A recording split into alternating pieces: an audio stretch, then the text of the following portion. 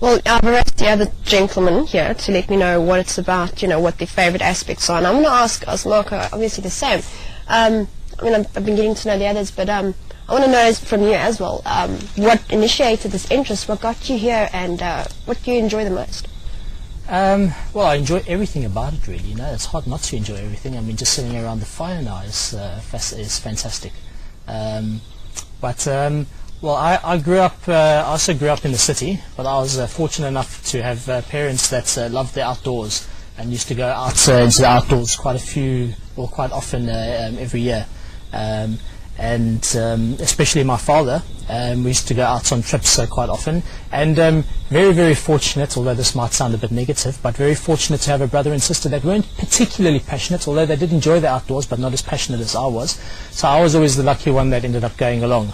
And being the youngest kid in the group, and always going with him and his friends, they always took it upon themselves to teach me as much as possible, whether it be tracking or about the plants or about the animals. So from a very young age I was introduced to the bush, and I fell in love with it.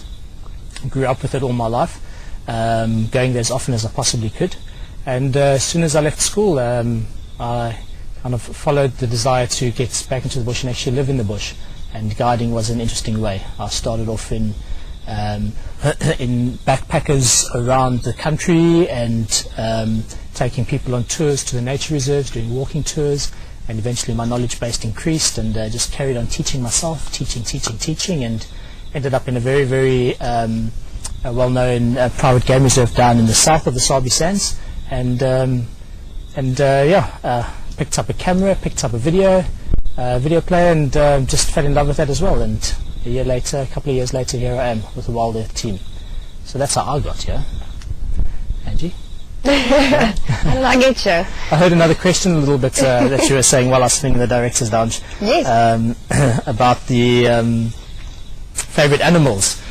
Yours was lion, right? You're crazy about keen to find them a pohos. I'm dying to see them. And Rexon always out on the hunt for leopard, and we all know very much that Pida is very keen on his elephants.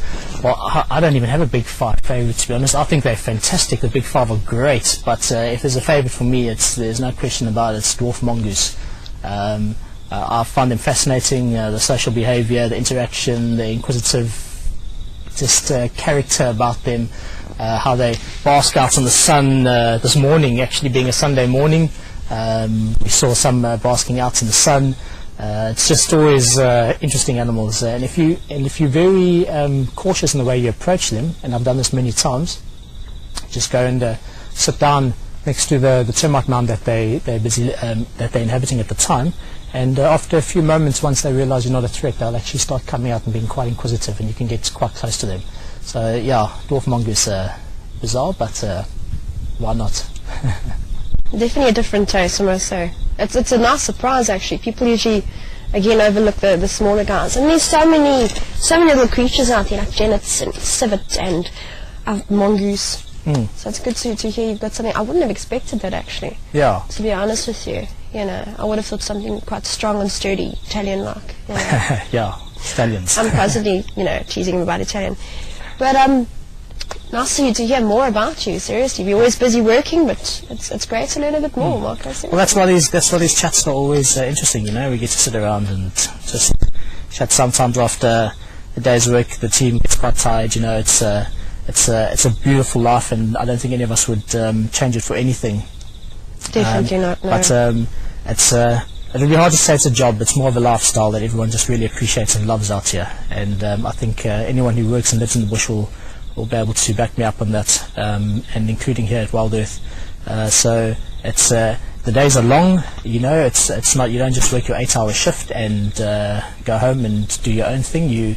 From the minute you wake up in the morning to the minute you go to bed, you're surrounded by your colleagues and your friends, should I say, and the environment where you work or live. So it can be quite tiring sometimes, but it's a rewarding feeling.